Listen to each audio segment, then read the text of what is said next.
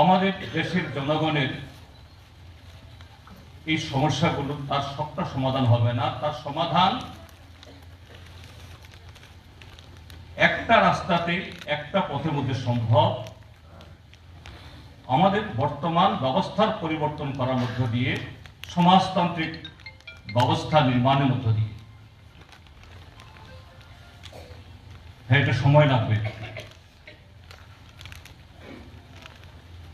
কিন্তু সেই সময়ের অপেক্ষায় এই বর্তমান যে সমস্যা, এটাকে তো উপেক্ষা করার কোনো সুযোগ নেই। এগুলো নিয়ে লড়তে হবে। আমাদের সম্মেলনের আলোচনাতে সেই বিষয়গুলি আসবে। কৃষকদের, শ্রমিকদের, উপজাতিদের, তফসিলিদের, ধর্মীয় সংখ্যালঘুদের, তার সাথে বেকার যুবক এবং অন্যান্য। কিন্তু আমরা যেরকম একটা ব্যবস্থার মধ্যে এখন আছি, যেরকম একটা সরকার অধীনে আমরা আছি, মুখে কি বলছে আর তাদের সেই বার্তাকে, অর্থাৎ তাদের সেই বক্তব্যকে হাজার লাখ কোটি গুণ আকাশ বাতাস বিদীর্ণ করে টেলিভিশন, রেডিও, পত্রিকা, ফ্ল্যাক্স, সেই জনগণের টাকা খরচ করি।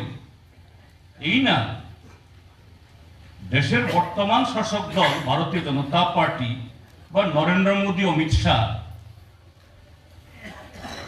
তাদের পকেট থেকে টাকা বের করে খরচ করেই প্রচারগুলি করাচ্ছেন। টেলিভিশনে বিজ্ঞাপন দিয়ে, রেডিওতে বিজ্ঞাপন বা ওই ফ্ল্যাক্স পোস্টার ছাপিয়ে এখানে মন্ত্রীদের হাসি হাসি মুখ। জনগণেরই অর্থ, জনগণের পয়সা, রক্ত ঘাম করা পয়সা।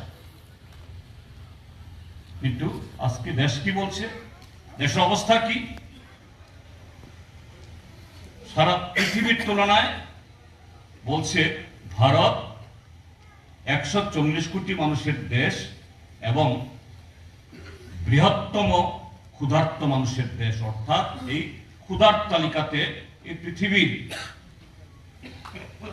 একেবারে সবচেয়ে বেশি যে দেশের সেই জনগণের বসবাস, এটা ভারত।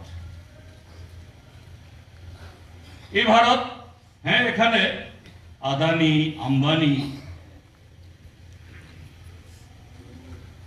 লক্ষ লক্ষ কোটিপতি, এই একচেটিয়া কারবারিরা আছেন। সংখ্যানো বেশি না হলেও অল্প সংখ্যক। তাদের যে সম্পত্তির পাহাড়, তার পরিধি ভারতের সীমানা ছাড়িয়ে গোটা এশিয়ার সীমানা, চীন, জাপান, কোরিয়া, আরব বা ওই অন্য দেশগুলো ছাড়িয়ে সারা পৃথিবীর পরিমাপে তুলনামূলকভাবে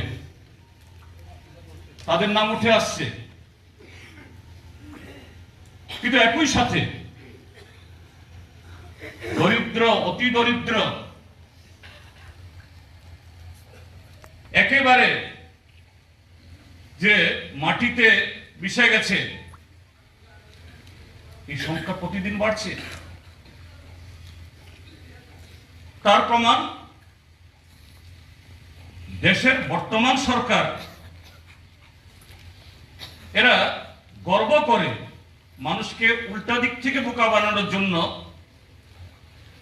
যে কিছু প্রচার করে, যেন আমরা 82 লক্ষ লোককে 5 কেজি করে আমরা মাংনা চাউল দিই। আমরা কেন তোমাকে 82 লক্ষ লোককে মাংনা চাউল দিতে হয়? এর আগেও তো সরকার ছিল, তাদের তো এরকম ভাবে খাওয়াতে হয়নি। তোমাদের সময়েতে আজকে ভারতবর্ষে শস্যের অভাব নেই, চাল, ডাল, গমের কোনো অভাব নেই। আমরা কমিউনিস্টরা তো বারবারই বলছি, এগুলো ন্যায্য মূল্যে নিয়ন্ত্রিত মূল্যে রেশন শপের মাধ্যমে শুধু চাল ডাল না, আটা না, অল্প চিনি না, 14টা নিত্য প্রয়োজনীয় দ্রব্য আমাদের দেশে কৃষকরাই তারা ফলান। এগুলাকে ন্যায্য মূল্যে উচিত দাম দিয়ে কৃষকদের কাছ থেকে কেনার ব্যবস্থা করুন।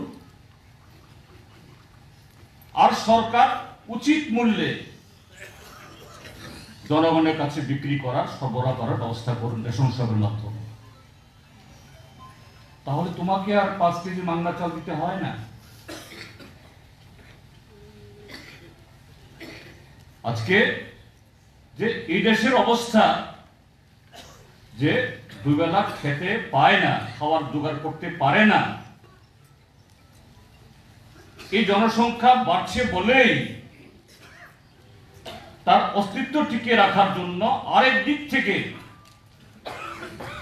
বিপরীত দিক থেকে প্রচার করে তার ভোটের বাক্স ঠিক রাখার জন্য তাকে এই কাজটা করতে হচ্ছে। কিন্তু তারপরও কি এই দেশের মানুষের সমস্যা মিটছে? এই যে কৃষকরা 2020-21 সাল স্বাধীনতার পর দীর্ঘ 13 মাস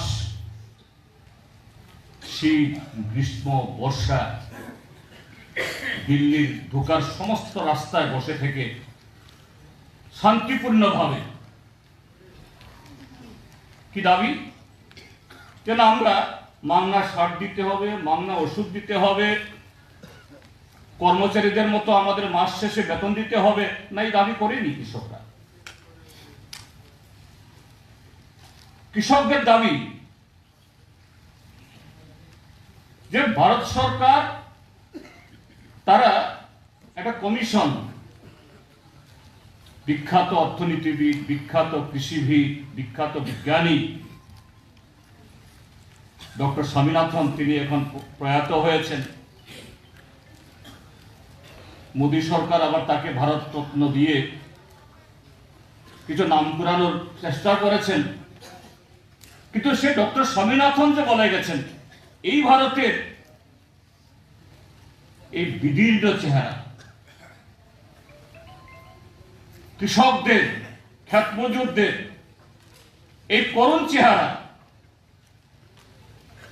ভারতবর্ষের গ্রামের যে আজকে দিনকে দিন যেভাবে তার সমস্ত স্বপ্ন হারিয়ে, সমস্ত আশা আকাঙ্ক্ষা হারিয়ে ক্রমশ প্রায় শুষ্ক হয়ে যাচ্ছে, এ থেকে যদি ভারতকে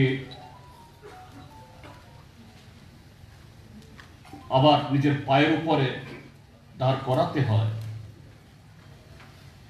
এই ভারতকে জগৎ সবার শ্রেষ্ঠ আসনে বসাতে হয়। হ্যাঁ, শিল্পে আমাদের এগোবার স্বপ্ন থাকবে, চেষ্টা থাকবে, কিন্তু ভারতবর্ষের কৃষক আর এই কৃষি থেকে এই দেশের প্রতি 100 জন মানুষের মধ্যে 70 জন বেশি মানুষের পেটে ভাত আসে এই কৃষি থেকে। এই কৃষকদের একটু ন্যায্য মূল্য, এই কৃষকদের ঋণ মকুব করো, এই কৃষকদের তার উৎপাদনের জন্য সহযোগিতা দাও। এতে সরকারের অতিরিক্ত বা মারাত্মক কিছু খরচ করতে হবে না।